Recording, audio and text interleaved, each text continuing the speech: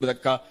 हजरत इब्राहिम की जिंदगी देख लीजिए, किन किन आजमाइशों से अल्लाह ताला ने उनको आजमाया। सबसे पहले, क्या वो शौरी तौर पे बातिल की नफी करते हैं? उन्होंने कहा कि मैं इन बुतों की पूजा नहीं कर सकता। अल्लाह अकबर। फिर उसके बाद जबर के खिलाफ खड़े होते हैं, कहा नहीं खड़ा हो सकता, नमरूद के सामने खड़े हो गए। फिर कहा कि अब हम इम्तिहान लेते हैं कि क्या वतन छोड़ते हैं अल्लाह के लिए। वतन छोड़ने के लिए तैयार हो गए, वादी गैर ज़ीज़रा में अपनी और अपनी औलाद को छोड़ दिया। फिर इतना मुश्किल इम्तिहान डाला गया उन पर, अगर को हमालिया पे भी डाला जाता उसका भी पिता पानी हो जाता। कहा कि अब अपनी सबसे कीमती चीज की गर्दन पे छुरी रख दो, सबसे कीमती चीज मेरी राह में ज़बह कर दो, और फिर बेटे की गर्दन पे छुरी रख देते हैं। ये तमाशा लबे बाम थोड़ा है। अल्लाह अकबर। हमारे एक बुजुर्ग फरमाया करते थे कि हर बंदे का एक इस्माइल होता है, जब तक वो अपने इस्माइल की गर्दन पे छुरी न रखे रब का कुर्ब नहीं मिलता है। वो देखे उसका इस्माइल कौन है, कायनात की कौन सी महबूब तरीन चीज है जो अपने रब के लिए वो छोड़ता है। और अगर कहा जाए तो क्या वो वाकयातन अमलन छोड़ने के लिए तैयार है? अल्लाह ये दुनिया हमसे छुड़ाना नहीं चाहता, हमारा इम्तिहान लेना चाहता है। कहा बस कर इब्राहिम, तेरा इम्तिहान पूरा हो गया, तूने वाकई ख्वाब पूरा कर दिखाया। हमने तेरे बेटे को तुझसे नहीं लेना था, अल्लाह अकबर, लेकिन तेरा इम्तिहान लेना था, तू सरखुरू ठहरा, तू कामयाब ठहरा। अब हम तेरे निशानों को बाकी रखेंगे कयामत तक, अल्लाह अकबर, तेरी सुन्नत को बाकी रखेंगे। आज हम गुजरते रस्ते में आ रहे हैं और अल्लाह ने कुरान मजीद में आगे जाकर इन्ना हाज़ा लहुवल बलाउल मुबीन, ये बहुत बड़ा इम्तिहान था। और आगे चल के क्या कहा? सलामुन अला इब्राहिम, मेरा रब रब हो क्या इब्राहिम तेरे ऊपर सलामती नाज़िल। तो ये हम सड़कों से गुजरते हैं, जानवर लोग लिए जा रहे हैं, एक हुजूम है, तो बेसाख्ता जुबान से निकलता है सलामुन अला इब्राहिम, इब्राहिम तेरे ऊपर सलामती नाज़िल हो। तूने भी हद कर दी कुर्बानी देने की, ईसार की, अल्लाह के लिए सब कुछ छोड़ने की और तरक करने की। तो फिर हमने भी जो तुझे एजाज दिया, कयामत तक जो है वो तेरे नाम के मेले लगे रहेंगे। तो सूफिया ने भी अपने नफ्स की गर्दन पे छुरी फेरी, अपनी ख्वाहिशात को ज़बह किया, सब कुछ होने के बावजूद तरक किया। उनका फक्र जो है वो इस्तरारी नहीं था, उनका फक्र इख्तियारी था। और ये फक्र इख्तियारी हुजूर की मीरास है। अल्लाह महबूब से कहते हैं, महबूब अगर तुम चाहो तो ये बतहा मक्का सोने और चांदी का बना दें। जो जवाब में अर्ज गुजार होते हैं, मालिक एक दिन फाका मिले, एक दिन खाना मिले। जिस दिन फाका मिले सब्र करके दिखाऊं, और जिस दिन खाना मिले मालिक उस दिन तेरा शुक्र करूं। तो इख्तियार होने के बावजूद इसको जो है वो हुजूर ने इख्तियार फरमाया। तो सूफिया ने भी जो है वो इस जिंदगी को इख्तियार करके अपने लिए एक सादा और एक मुश्किल जिंदगी का रास्ता इख्तियार करके अपने नफ्स पे जबर किया। फिर मेरे रब ने कहा कि मैं फिर तुम्हें अब मरने नहीं दूंगा। किसी ने क्या कहा था, मिट गया मुश्ताक दिल से रंगे यादे रफ्तगा, फूल महंगे हो गए कब्रें पुरानी हो गई। किसी के पास वक्त भी कहाँ है कि वो किसी को याद रखे। मियाँ साहब ने तो कहा था कि जिन्ना बाजों एक पल नहीं संजींदे, वो शक्लां याद न रही। हम अपने अजीजों को भी भूल जाते हैं, लेकिन ये कौन लोग हैं कि मरने के बाद भी इनकी यादों के चिराग बुझते नहीं हैं, अकीदतों के चिराग रोशन रहते हैं, और दुनिया इनके लिए अपने दिलों में एक मोहब्बतों का जहां मौजूद पाती है। वो इसलिए कि मेरे रब से जो ताल्लुक जोड़ लेते हैं, मेरा रब फिर उन्हें हयात अब्दी अता कर देता है। आप लाहौर जाएं तो रावी के इस पार जहांगीर का मकबरा है। ये बरे सगीर का मुतलकुल इनान हुक्मरान था। नाकूस बजता था और जब चलता था तो हटो बच्चों की सदाएं होती थी। लेकिन आज उसकी कब्र पे जाके देखें, वहां आपको कुरान पढ़ने वाली टोलियां तो नहीं मिलेंगी, ताश खेलने वाले लोग बैठे होंगे। बिल्कुल उसके साथ उसकी महबूबा मलिका नूर जहां का मकबरा है। और ये वो खातून थी कि जब बादशाह तख्त पे बैठता तो पीछे पर्दा होता और पर्दे के पीछे मलिका बैठती। بادشاہ کا کوئی فیصلہ اس کو ناگوار ہوتا تو وہ پیچھے سے کمر ٹھونکتی، بادشاہ اپنا فیصلہ تبدیل کر دیتا۔ جس کے اشارہ ابرو پہ ہندوستان کی تقدیر کے فیصلے لکھے تھے، اس کی قبر ساتھ ہی اندھیرے میں ہے۔ ان کی اپنی بیٹی زیب النساء کا شعر، بر مزار ما غریباں نہ چراغے نہ گلے، نہ پرے پروانہ سوزت نہ صدائے بلبلے۔ ہم غریبوں کی قبر پہ نہ کوئی چراغ جلانے آئے گا، نہ کوئی پھول ڈالنے آئے گا، نہ کسی بلبل نے گیت گانے ہیں اور نہ ہی کسی پروانے نے پر جلانے ہیں۔ آج یہ غریب بنے ہوئے ہیں۔ جب چلتے تھے تو لگتا تھا زمین ہل رہی ہے، نقارے بج رہے ہوتے تھے، خدام لوگوں کو ہٹو بچوں کی صدائیں لگا رہے ہوتے تھے، لیکن آج بر مزارے ما غریباں نہ چراغے نہ گلے۔ ہم غریبوں کی قبر پہ نہ کوئی چراغ جلانے آئے گا، نہ کوئی پھول ڈالنے آئے گا۔ یہ میں راوی کے اس پار کی کہانی آپ کو سنائی ہے۔ اب راوی کا پل پار کر جائیں۔ ایک لوح مزار ادھر بھی ہے، یہاں تو لکھا ہے بر مزارے ما غریباں نہ چراغے نہ گلے، نہ پرے پروانہ سوزت نہ صدائے بلبلے۔ وہاں لکھا نظر آئے گا گنج بخشے فیض عالم، مظہر نور خدا، ناقصاں را پیر کامل کاملاں را رحم، سید حجویر مخدوم امم، مرقد او پیر سنجر را حرم۔ یہاں تو دن کو بھی کوئی نہیں آتا، وہاں رات کے پچھلے پہر کو بھی چلے جائیں ہجوم عاشقاں دکھائی دے گا۔ یہاں تو تاش کھیلنے والی ٹولیاں بیٹھی ہیں، وہاں قرآن پڑھنے والوں کا ہجوم ہے وہ بھی قبر ہے، یہ بھی قبر۔ یہ شہنشاہ تھا، وہ دلوں کا بادشاہ تھا، اور صدیاں گزرنے کے بعد وہاں چراغاں، وہاں روشنیاں۔ مون مارکیٹ میں بم دھماکہ ہوا تو کچھ دنوں کے بعد اس کی تعمیر نو کر لی گئی اور سیکورٹی کے بھرپور انتظام کر کے لوگوں کو کہا گیا، اخبار میں ٹیلی ویژن پہ اشتہار دیا گیا، یہ مارکیٹ لوگوں کے لیے باقی مارکیٹوں کی نسبت زیادہ محفوظ ہے، یہاں بہت زیادہ اچھے انتظامات کیے گئے ہیں حفاظت کے۔ لیکن وہاں چونکہ بم دھماکہ ہوا تھا اور لاشیں گری تھیں، وحشت اور خوف لوگوں کے دل و دماغ پر تھا، تشہیری مہم کے باوجود بھی اتر نہیں پا رہا تھا، اور کئی مہینے تک محنت کرنی پڑی، پھر لوگوں کا رجحان ہوا۔ یہ میں آپ کو مون مارکیٹ کی کہانی سنائی، اور انہی دنوں میں حضرت داتا گنج بخش علی حجویری علیہ رحمہ کے مزار پر انوار پر بم دھماکہ ہوا اور ساری رات لاشیں اٹھائی جاتی رہیں، اور سحری کے وقت فرش خون سے دھویا گیا، لیکن جب صبح کی نماز کا وقت آیا پوری مسجد نمازیوں سے بھری ہوئی۔ میری مشاطگی کی کیا ضرورت حسن معنی کو، کہ فطرت خود بخود کرتی ہے لالے کی حنا بندی۔ کہا کہ جو ہمارے ہو جائیں پھر ہم انہیں مرنے نہیں دیتے، فَلَنُحْيِيَنَّهُ حَيَاتًا طَيِّبَةً، ہم انہیں ستھری اور پاکیزہ زندگی عطا کرتے ہیں۔ میں توجہ چاہوں گا، تشریف رکھیے۔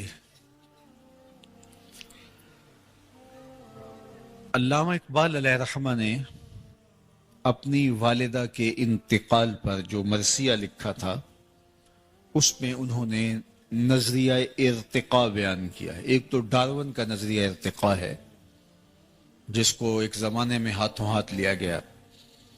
وہ کہتا ہے کہ بندروں کی مہذب شکل ہے انسان، یہ جانوروں کی مہذب صورت ہے۔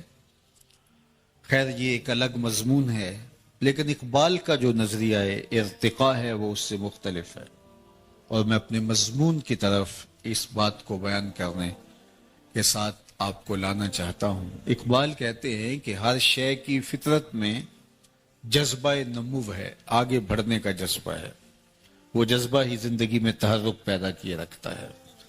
اگر آگے بڑھنے کا، جہاں انسان ہے اس سے آگے جانے کا جذبہ موجود نہ ہو تو پھر زندگی جو ہے وہ معطل ہو کے رہ جائے اور زندگی کے اندر تحرک موجود نہ رہے. اور یہ صرف انسانی زندگی میں ہی نہیں، یہ تمام کائنات کے اندر یہ جذبہ کار فرما ہے کہ وہ آگے بڑھنے کے عمل اور جد و جہد پر یقین رکھتے ہیں اور آگے بڑھتے ہیں.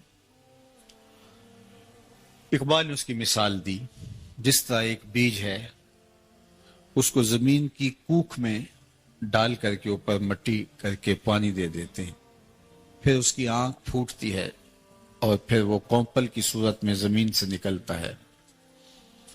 پھر وہ کونپل تنا بنتی ہے، تنے پہ شاخیں آتی ہیں. یہ اس کی مزید بہتر صورت ہے، اس پہ بھی مطمئن نہیں ہے. ارتقاء کا جذبہ اس کو آگے بڑھانے کے لیے بےتاب کیے ہوئے ہے. پھر شاخوں پر پتے آتے ہیں، اس پہ بھی اطمینان نہیں ہے. یہ اس سے مہذب صورت ہے، اس سے بہتر شکل ہے، اس کی ترقی یافتہ کیفیت ہے.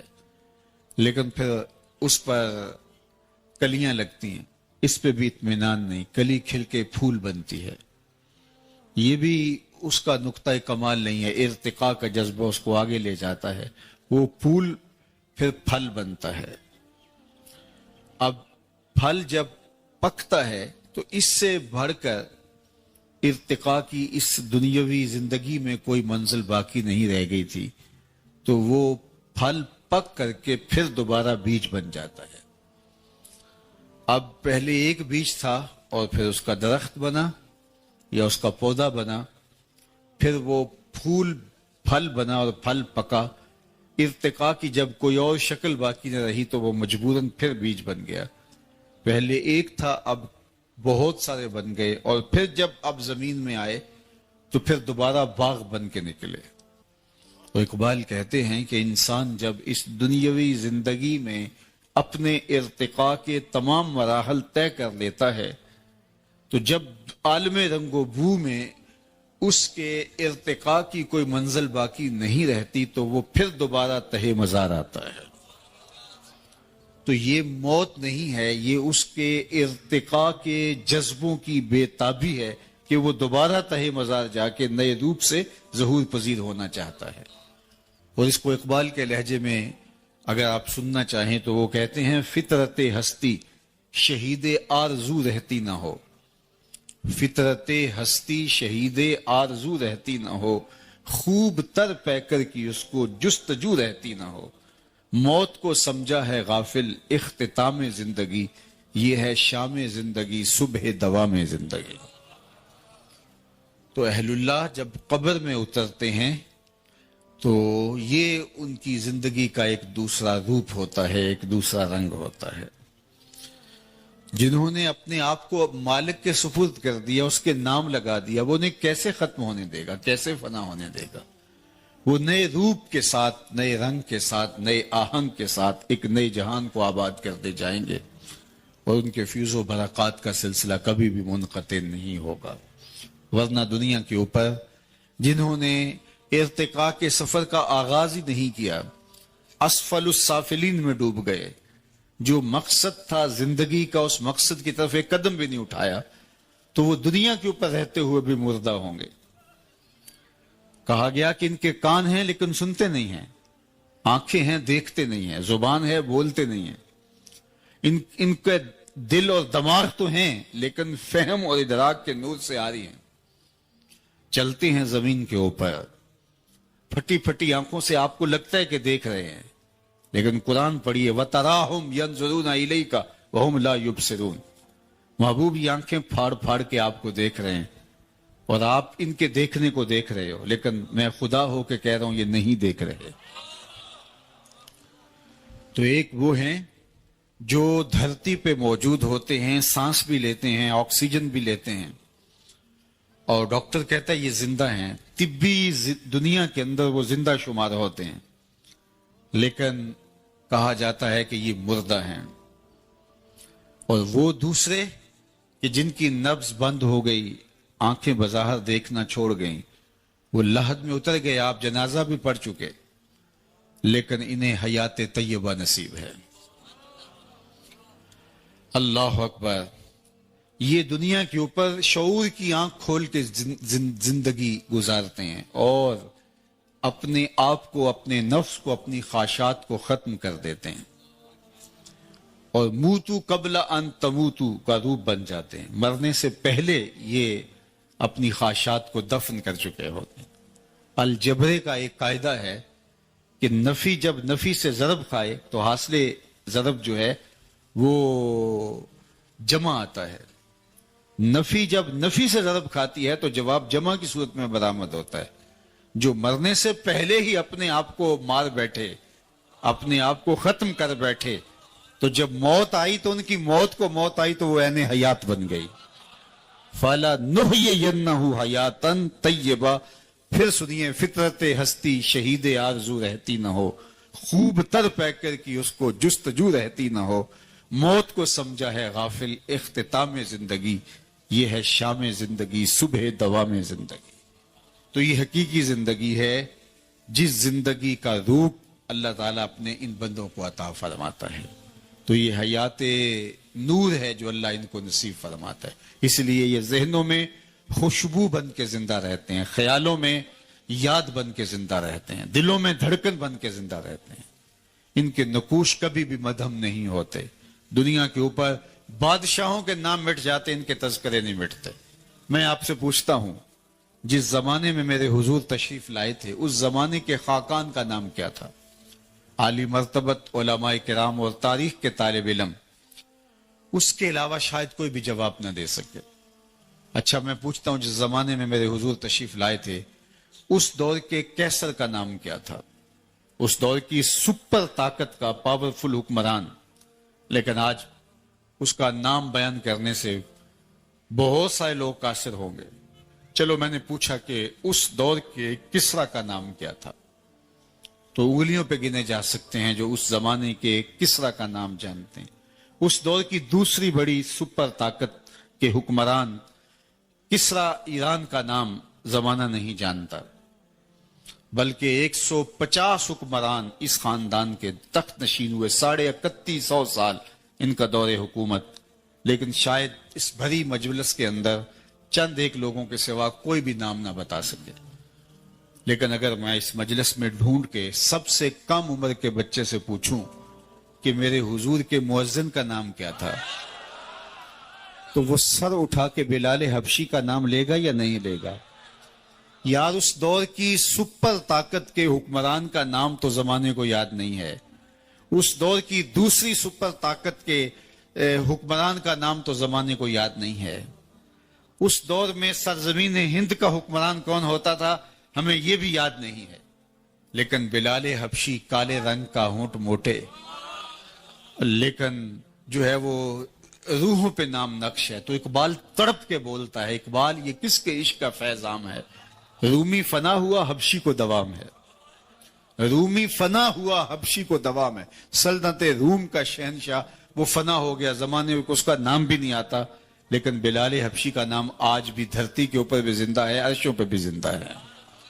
تو یہ ہے حیات طیبہ کا روپ۔ اس لیے ہمیں اس زندگی کو اس طرح گزارنا ہے جس طرح ہمارے رب نے گزارنے کا حکم کہا، حکم دیا۔ اگر اس طرح اس زندگی کو گزاریں گے تو پھر ہم مرنے کے بعد بھی زندہ ہوں گے، ورنہ ہم دنیا کے اوپر رہ کے بھی مردہ قرار پائیں گے۔ اور دوسرا، ہماری زندگی انسانوں کی زندگی نہیں ہوگی بلکہ حیوانوں سے بھی بدتر ہوگی۔ اولئک کالانعام بل ہم اضل، فرمایا یہ چوپایوں سے بھی بدتر ہیں۔ یعنی انسان ہیں، اشرف المخلوقات کہلاتے ہیں، ہوش و حواس، فہم و ادراک، بولنے کہنے کا سلیقہ سب موجود ہے، لیکن مقصد زندگی سے غافل ہونے کی وجہ سے چوپایوں سے بھی بدتر ہیں۔ اللہ اکبر۔ یہ ہے اگر یہ اپنے مقصد کو نہیں پہچان سکتا۔ اولیاء اللہ نے اس دنیا کی زندگی میں آ کے اپنے مقصد کو پہچانا ہے، اور پھر اس مقصد کی پہچان کے لیے اپنی زندگیاں لگا دی کہ بھٹکی ہوئی مخلوق کو اس مقصد پہ لایا جائے، اور اس کے لیے انہوں نے جد و جہد کی، شعوری کوشش کی، محنت کی، اپنے آپ کو بھی نمونہ بنایا اور اپنی تعلیمات کو ان کے لیے پھیلا دیا۔ اور آپ دیکھیں کہ اولیاء نے پھر جہاں گئے وہاں شعور کا نور بانٹا، وہاں اجالے بانٹے، وہاں روشنیاں بانٹے، اور اولیاء کا فیضان نسلوں تک پھر منتقل ہوتا ہے. میں اور آپ اگر اپنے نسب نامے دیکھیں تو 5ویں پشت میں نہیں تو 7ویں پشت میں، 7ویں پشت میں نہیں تو 8ویں پشت میں، یا بچن لال آبا و اجداد میں آئے گا یا پھر منگل سنگھ آئے گا. یہاں کوئی پیغمبر نہیں آیا، صوفیہ آئے تھے جنہوں نے آ کے ہمارے آبا و اجداد کو دین سکھایا، دین پڑھایا. اور آج اللہ کے فضل سے، اللہ کی توفیق سے، اللہ کے کرم سے ہم اتنے لوگ اسلام کے نور سے مالا مال ہیں. اس وقت جو مردم شماری کے اعداد و شمار آ رہے ہیں اس کے مطابق 25 کروڑ کی آبادی یہاں ہے، جس میں زیادہ تر جو ہے وہ مسلمان ہیں. تو یہ اسلام کا نور اس طرح بر صغیر پاک و ہند کے باقی ممالک میں، یہاں انڈیا میں دیکھ لیجئے، بنگلہ دیش میں دیکھ لیجئے، تو یہ نور جہاں ایک بھی پیغمبر نہیں آیا ہے وہاں اجالے پھیل جاتے ہیں اور اسلام کے اجالے اور روشنیاں پھیل جاتی ہیں.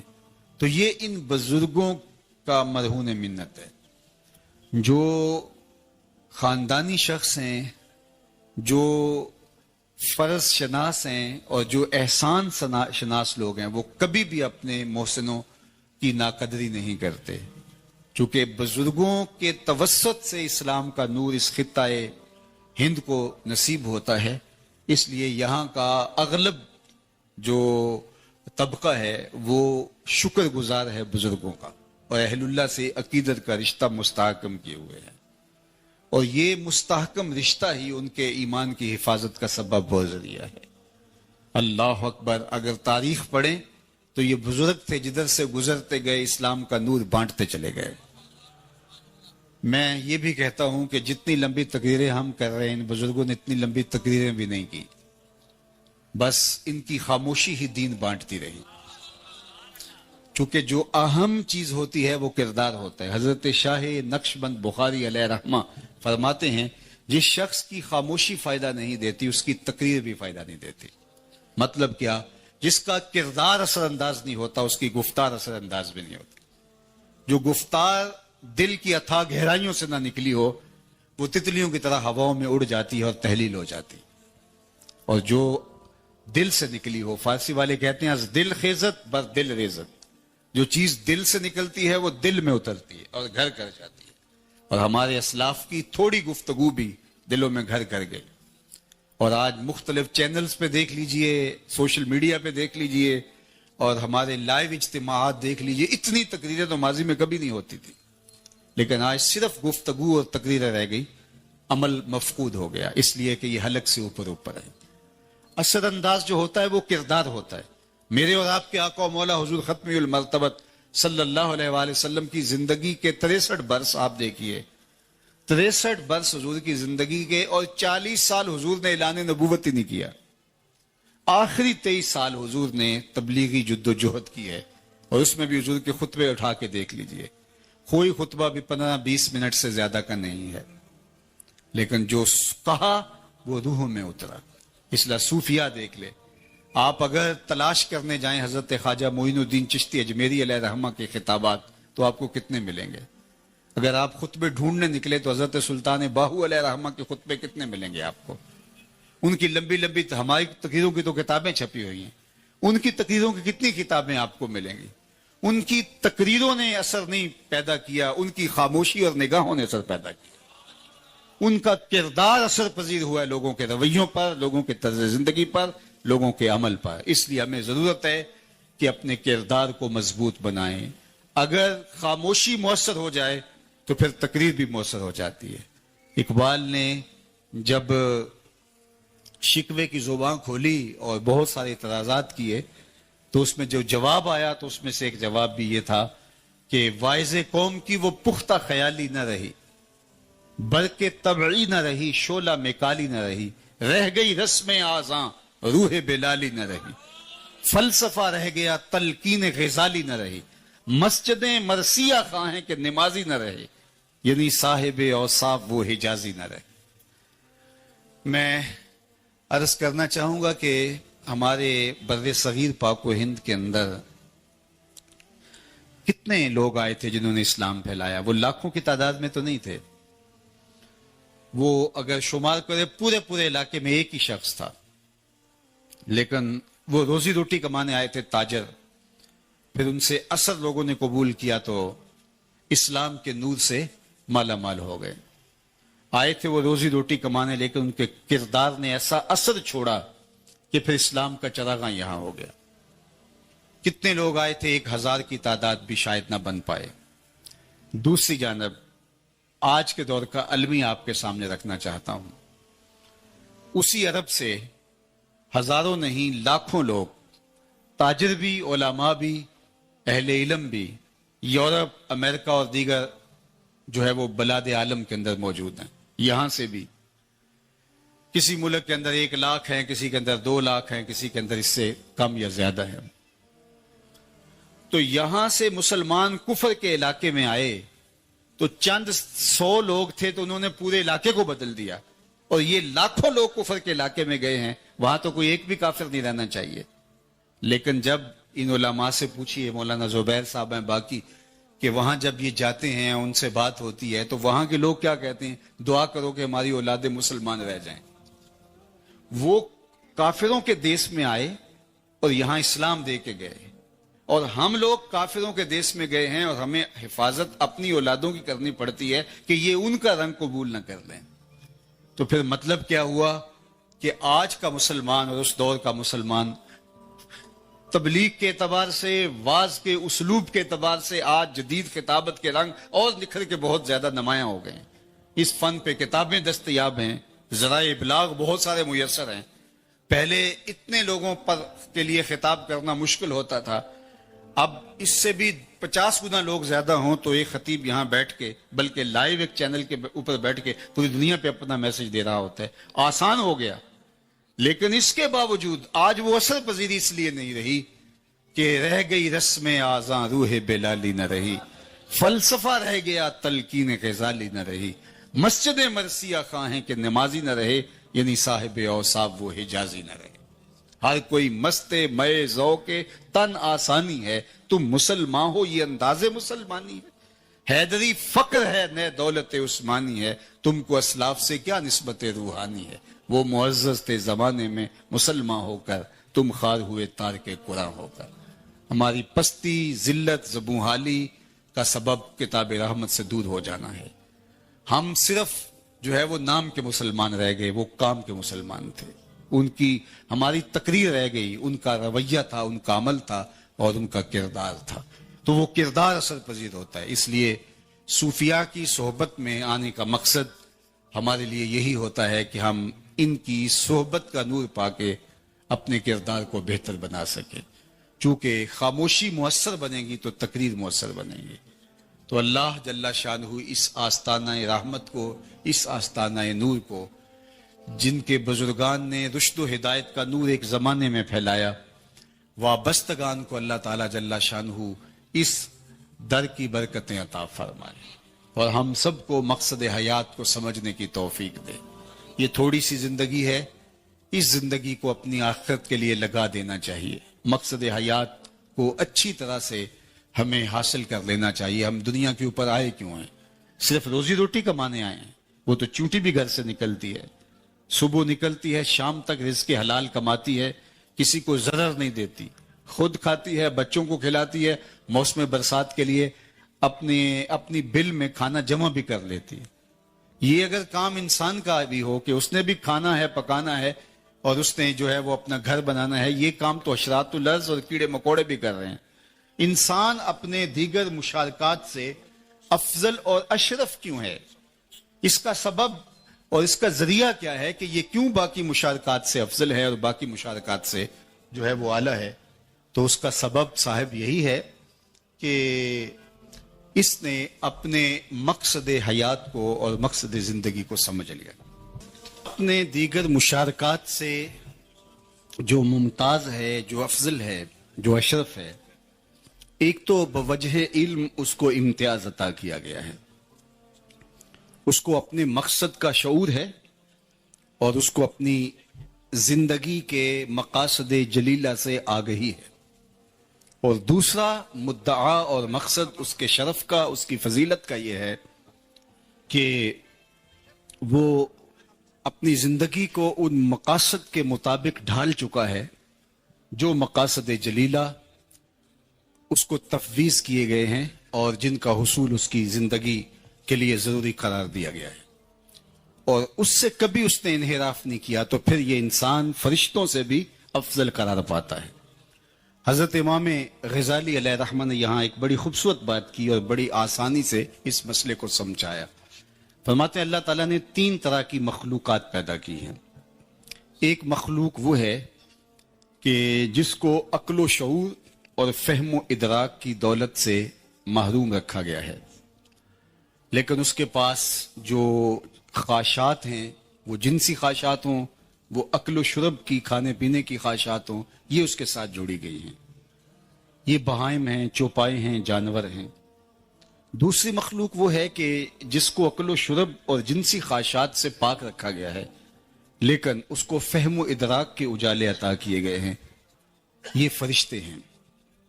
اور تیسری مخلوق وہ ہے کہ جس کو عقل و شرب اور جنسی خواہشات میں مبتلا بھی کیا گیا ہے، اور اس کو فہم و شعور اور عقل و خرد کے نور سے بھی مالا مال کیا گیا ہے، یہ حضرت انسان ہے۔ اب اگر یہ اپنی خواہشات پر فوکس کر لیتا ہے اور اپنی ساری زندگی انہی کی تکمیل کے حصول کے لیے لگا دیتا ہے، اور فہم و ادراک جو اس کو ودیت کیا گیا ہے اس کو نہیں دیکھتا ہے، تو فرمایا کہ یہ چوپایوں سے بھی بدتر قرار پاتا ہے۔ اور اگر یہ فہم و شعور کی ودیت کردہ طاقتوں سے کام لیتا ہے اور مقصد حیات اور مقصد زیست کو سمجھتا ہے، تو یہ فرشتوں سے بھی افضل قرار پاتا ہے۔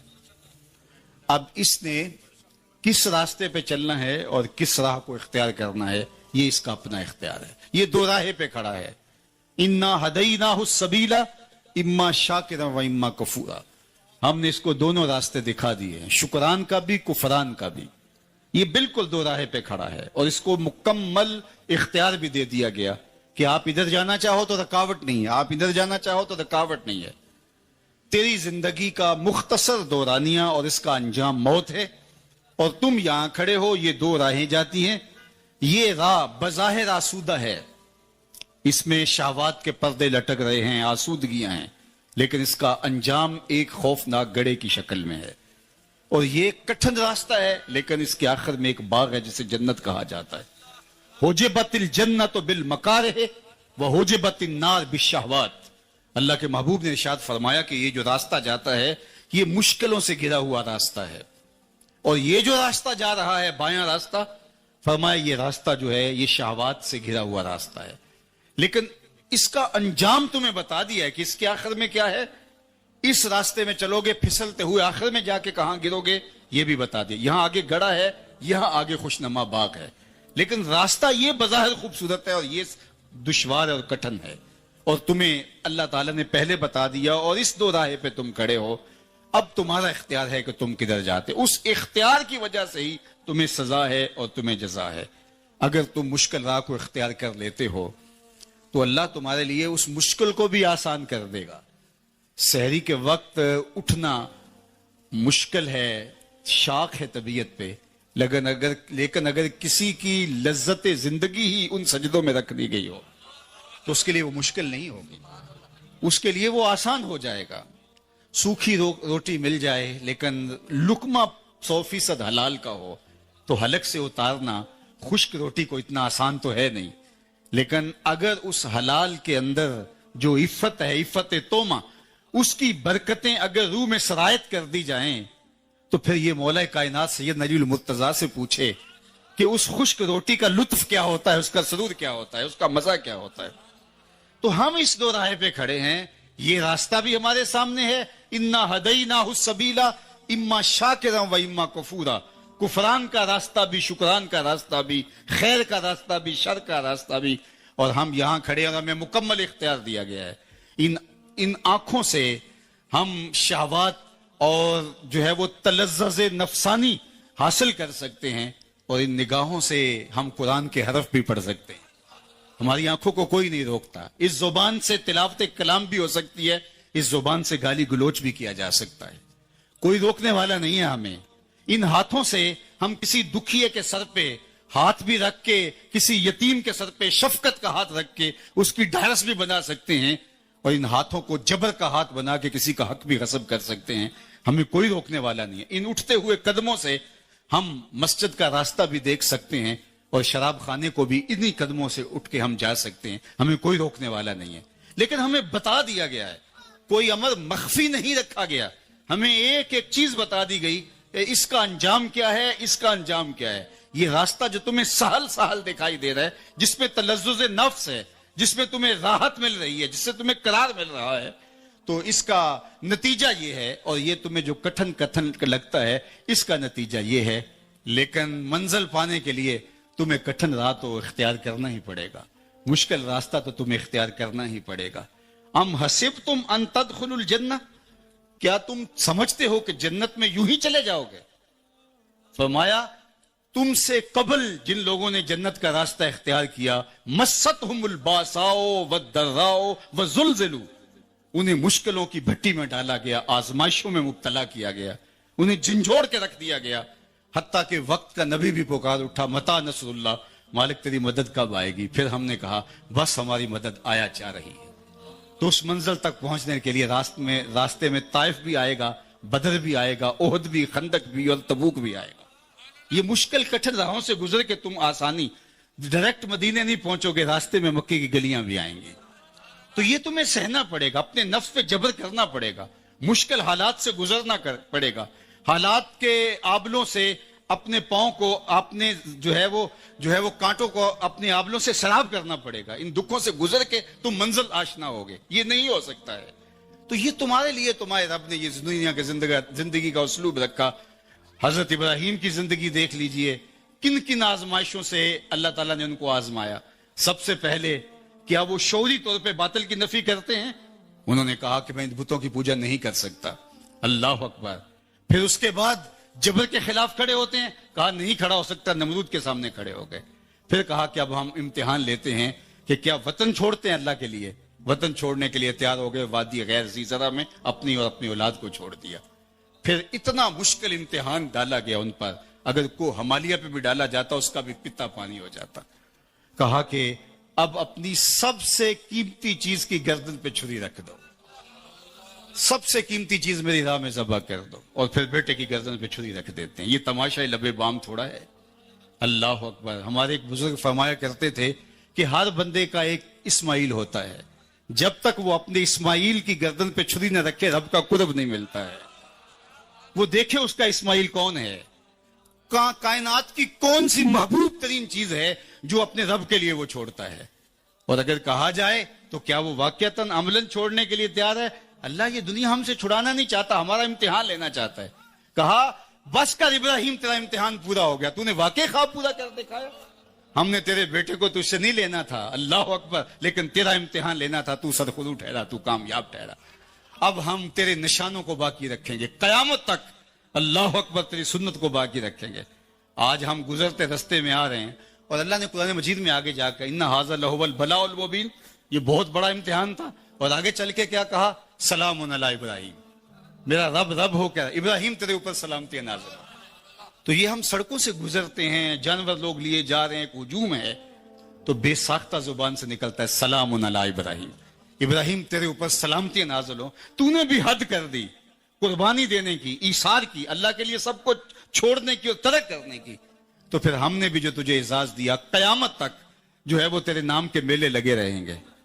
تو صوفیاء نے بھی اپنے نفس کی گردن پہ چھری پھیری، اپنی خواہشات کو ذبح کیا، سب کچھ ہونے کے باوجود ترک کیا۔ ان کا فقر جو ہے وہ اضطراری نہیں تھا، ان کا فقر اختیاری تھا، اور یہ فقر اختیاری حضور کی میراث ہے۔ اللہ محبوب سے کہتے ہیں محبوب اگر تم چاہو تو یہ بطحہ مکہ سونے اور چاندی کا بنا دیں، جو جواب میں عرض گزار ہوتے ہیں مالک ایک دن فاقہ ملے ایک دن کھانا ملے، جس دن فاقہ ملے صبر کر کے دکھاؤں، اور جس دن کھانا ملے مالک اس دن تیرا شکر کروں۔ تو اختیار ہونے کے باوجود اس کو جو ہے وہ حضور نے اختیار فرمایا۔ تو صوفیاء نے بھی جو ہے وہ اس زندگی کو اختیار کر کے اپنے لیے ایک سادہ اور ایک مشکل زندگی کا راستہ اختیار کر کے اپنے نفس پہ جبر کیا۔ پھر میرے رب نے کہا کہ میں پھر تمہیں اب مرنے نہیں دوں گا، تمہیں حیات طیبہ دوں گا۔ پھر آئیے اقبال کے اس شعر کی طرف، فطرت ہستی شہید آرزو رہتی نہ ہو، خوب تر پہ کر کی اس کو جستجو رہتی نہ ہو. موت کو سمجھا ہے غافل اختتام زندگی، یہ ہے شام زندگی صبح دوام زندگی. فَلَنُحْيِيَنَّهُ حَيَاتًا طَيِّبَةً، کہا کہ ہم ان کو حیات طیبہ دیتے ہیں، پھر ان کو مرنے نہیں دیتے. عرش فرشتے بانگا ملیاں تے مکے پہ گیا شور، بلے شاہ سا مرنا نہ ہی گور پیا کوئی ہور. فَلَنُحْيِيَنَّهُ حَيَاتًا طَيِّبَةً، ہمیں ستھری زندگی، پاکیزہ زندگی، نہ ختم ہونے والی زندگی انہیں دیتے ہیں. وہ پھر مر کے بھی جو ہے وہ زندہ ہوتے ہیں، اور جو اللہ جل شانہ کے وعدوں پر صبر نہیں کر پاتے وہ زندہ رہ کر بھی مردوں کی طرح ہوتے ہیں. تو میں اور آپ نے یہ سوچنا ہے. دیکھیے صوفیاء کی زندگی ہمارے لیے عملی نمونہ ہوتا ہے. میں تو اکثر دیکھتا ہوں آراس پہ عمومی طور پہ بزرگوں کی کرامات پر ہی زیادہ بات ہوتی ہے. میں کرامات کا منکر نہیں ہوں، یہ بات ذہن میں رکھیے. کرامت کا من حیث الکرامت انکار کفر ہے. وہ کرامات جن کا بیان قرآن مجید میں مذکور ہے اس کا انکار بھی کفر ہے. جیسے آصف بن برقیہ کا تخت بلقیس لانا ہے، سیدہ مریم کے حجرے میں بے موسم پھلوں کا موجود ہونا ہے، قرآن کا انکار لازم آئے گا. اگر حدیث متواتر میں کسی کرامت کا ذکر ہو تو اس کا انکار بھی کفر ہوگا، لیکن وہ ہے نہیں. احادیث مشہورہ ہیں، احادیث آحاد ہیں، ان کا انکار گمراہی ہے. اس طرح بزرگوں کی جو مسلمہ بزرگ ہیں ان کی کرامات کا انکار کرنا بھی محرومی ہے. تو کرامت کا انکار نہیں ہے، لیکن یہ بات ذہن میں رکھیے، کرامت اللہ کے ولی کی عزت افزائی تو ہوتی ہے، لیکن ولی کی معرفت کرامت سے نہیں ہوتی. چونکہ کرامت اور استدراج کے اندر فرق عام آدمی محسوس نہیں کر پاتا. یعنی کرامت ہر وہ خرق عادت امر جو عادتاً نہ ہوتا ہو، وہ بغیر کسی سبب سے ہو تو اس کو قدرت الہی کہتے ہیں. اور وہ اعلان نبوت سے قبل نبی کے ہاتھ سے ظہور پذیر ہو جائے تو اسے ارہاس کہتے ہیں. اعلان نبوت کے بعد ہو تو معجزہ کہتے ہیں. اور وہی اگر امتی کے ہاتھوں سے، ولی کے ہاتھوں سے ہو تو وہ کرامت کہلاتی ہے. اور کسی صالح کے ہاتھوں سے ہو تو معونت، اور اگر کسی فاسق و فاجر کے ہاتھوں سے ہو تو اسے استدراج کہتے ہیں. تو استدراج اور کرامت اس کو سمجھنا یہ عام آدمی کا بس ہے ہی نہیں. حضرت شیخ علی الخواص فرماتے ہیں، حضرت داتا گنج بخش علی حجویری کشف المعجوب میں لکھتے ہیں کہ حضرت شیخ علی الخواص کہتے ہیں میں جنگل میں جا رہا تھا تو ایک شخص میرے پاس آیا، کہنے لگا آپ علی الخواص ہیں؟ میں نے کہا جی. اس نے کہا میں آپ کے ساتھ سفر کرنا چاہتا ہوں، تو میں بہت دور سے آیا ہوں اور میں عیسائی ہوں، نصرانی ہوں، اور میں نے آپ کی شہرت سنی. تو کہتے ہیں میں نے اس کو ٹالنا چاہا، میں نے کہا میرے ساتھ تم برداشت نہیں کر پاؤ گے. اس نے کہا نہیں جناب مجھے محروم نہ رکھیے، بڑا لمبا سفر کاٹ کے آیا. آپ نے کہا کہ میری شرط یہ ہے کہ آپ کو پھر میرے ساتھ صبر کرنا ہوگا. اس نے کہا مجھے منظور ہے. 8 دن چلتے رہے، کچھ کھانے کو کبھی میسر ہوتا کبھی نہ. ایک دن اس کے ہاتھ پاؤں کانپنے لگے اور اس نے کہا علی الخواص آپ اللہ کے بندے ہیں تو آپ اللہ سے میرے لیے کچھ اور اپنے لیے کچھ طلب کیجئے، اب بھوک برداشت نہیں ہو رہی. میں نے کہا تھا برداشت کرو، کہا بے بس ہو گیا ہوں کیا کروں. کہتے ہیں میں نے سجدے میں سر رکھ دیا. باب الکرامات کشف المعجوب دیکھیے. سجدے میں سر رکھ دیا اور مالک کی بارگاہ میں عرض کیا مالک اس کافر کے سامنے مجھے رسوا نہ کرنا. آسمان سے ایک طبق اترا جس پر 2 پیالے شربت کے اور 2 روٹیاں تھیں. میں نے کہا کل کھائیے. تو اس نے ایک پیالہ لے لیا، ایک روٹی اور ایک میں نے. پھر سفر شروع ہوا. 8 دن کے بعد دوبارہ اس کی وہی حالت ہوئی. میں نے کہا کہ اللہ نے اس نے لاج رکھ لی تھی، روز روز کیفیت ایک جیسی نہیں ہوتی، تو آج پھر یہ مجھے آزمائے تو میں اس پہ ہی ڈالتا ہوں. میں نے کہا تو بھی عیسائیوں کا بہت بڑا پیر پادری ہے، آج تیری باری. اس نے سجدے میں سر رکھ دیا. تھوڑی دیر کے بعد آسمان سے طبق اترا جس پر 4 روٹیاں تھیں اور 4 پیالے شربت کے تھے. اس نے کہا کل یا شیخ. میں نے کہا میں نہیں کھاؤں گا، چونکہ تو عیسائی ہے اور یہ کرامت ہو نہیں سکتی، استدراج کا کھانا میرے لیے جائز نہیں ہے. تو اس نے کہا کل یا شیخ، شیخ کھائیے اور مجھ سے 2 مبارکیں بھی وصول کیجئے. میں نے کہا کیا؟ اس نے کہا میں نے سجدے میں سر رکھ کے کہا اللہ اگر اسلام سچا دین ہے تو 2 شربت کے پیالے اور 2 روٹیاں بھیج دے، اور اگر علی الخواص واقعہ تیرا ولی ہے تو 2 پیالے اور 2 جو ہے وہ روٹیاں اس کے صدقے سے بھیج دے. تو یہ 4 پیالے اور 4 روٹیاں ہیں، تو اس کا مطلب اسلام بھی سچا ہے اور آپ بھی اللہ کے ولی ہیں، اور آپ ہاتھ بڑھائیے اور مجھے اسلام میں داخل کیجیے. اب اس پر جو بات سمجھنے کی ہے، حضرت داتا صاحب نے جس پہ گفتگو کرتے ہوئے کہا، فرماتے ہیں کہ علی الخواص جیسا بزرگ یہاں کہتا ہے کہ اب یہ جو ہے استدراج ہے یا کرامت ہے. اللہ اکبر. تو کہا یہ بہت باریک فرق ہے. اس کو ہر بندہ محسوس نہیں کر سکتا. تو میں اور میرے اور آپ کے لیے یہ معیار ہی نہیں ہے. یہ ولیوں کی تکریم ضرور ہے اور برحق کا انکار کفر ہے، لیکن یہ معرفت کا ذریعہ نہیں ہے. معرفت کا ذریعہ قرآن نے دوسرے مقام پہ بیان فرمایا، الذین آمنوا وکانوا یتقون. امام غزالی نے، امام رازی نے یہ فرمایا، قوت نظریہ اور قوت عملیہ یہ جتنی مضبوط ہوگی، بڑی اونچی ہوگی، اس قدر ہی جو ہے وہ اللہ کا بڑا ولی ہوگا. اور پھر اس کا نظریہ بھی اتنا مضبوط ہوگا، اور پھر اس حساب سے اس کے منصب کے اعتبار سے اس کے تقوی کا معیار بھی اس کے مطابق ہوگا. عام مومن کے لیے تو فرمایا گیا بالخصوص قرب قیامت میں کہ دین کے 10ویں حصے پر بھی عمل کر لیا تو کافی ہو جائے گا. لیکن ان لوگوں کا جو خواص ہیں تو ظاہر ہے کہ ان لوگوں کا جو ہے وہ امتحان بھی اتنا بڑا ہوگا. حضرت امام محمد بن حنبل بیٹھے تھے تو ایک خاتون آئی، کہا حضرت ایک مسئلہ پوچھنا چاہتی ہوں. کہا پوچھئے. کہا میں سوت کاٹتی ہوں اور بازار میں بیچتی ہوں، کبھی کبھی بادشاہ کی سواری گزرتی ہے اور اس کے ساتھ سونے کی شمع لیے ہوئے خدام بھی ساتھ ساتھ ہوتے ہیں، تو میں نے اس روشنی کے اندر میں بھی سوت کاٹ لیتی ہوں، مجھے بتائیے میرے لیے وہ جائز ہے؟ تو امام احمد بن حنبل کہنے لگے، خاتون اپنا تعارف کرواؤ، تم کون ہو؟ اس نے کہا حضرت سائل کی ذات نہیں پوچھی جاتی، مسئلہ ہے جو ہے بھی بتا دیجئے. کہا بعض مسائل ایسے ہوتے ہیں سائل کی حیثیت سے مسئلے کی نوعیت بدلتی ہے، تمہیں بتانا پڑے گا تم کون. اس نے کہا میں بشر حافی کی ہمشیرہ ہوں. فرمایا خاتون تمہارے لیے جائز نہیں ہے. تو جتنا مرتبہ اونچا ہوگا اس حساب سے اس کے تقوی کا معیار بھی وہی ہوگا. اعلی حضرت امام اہل محبت امام الشاہ احمد رضا خان فاضل بریلوی علیہ رحمہ ایک دعوت پہ گئے تو انہوں نے جو ہے وہ مختلف چیزیں رکھی، تو تھوڑا سا شوربہ بھی تھا اس میں، تو آپ نے شوربے کا گھونٹ لیا اور اتنا لذیذ تھا، جی چاہا کہ یہ شوربہ پی لوں. صاحب خانہ کو بلایا، کہا اگر اجازت دو تو یہ شوربہ پی سکتا ہوں؟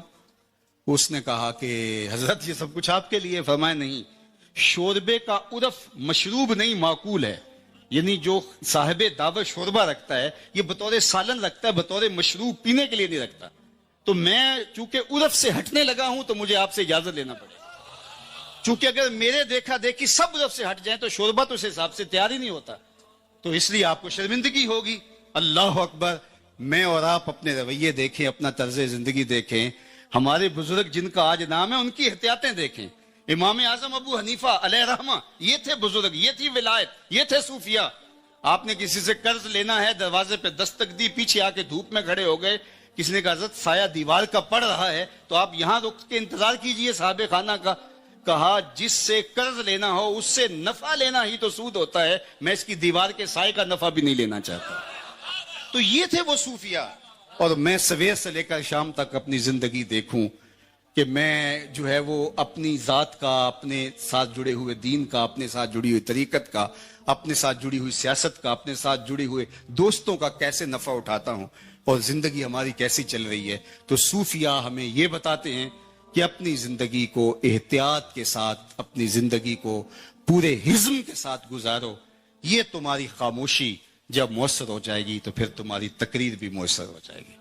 تو اس لیے وہی بات جہاں سے شروع ہوئی بات وہاں آ کے ختم ہوتی ہے کہ جس شخص کی خاموشی نفع نہیں دیتی اس کی تقریر بھی نفع نہیں دیتی. ہمارے بزرگوں کی خاموشیوں نے تبلیغ کی ہے اور ہماری تقریریں بے اثر ہو کے رہ گئی ہیں. اس لیے اقبال نے ایک موقع پہ تو پھر آخر میں یہی کہا، خاموشی گفتگو میری، بے زبانی ہے زباں میری. اور سیدنا علی المرتضیٰ نے فرمایا جب عقل کامل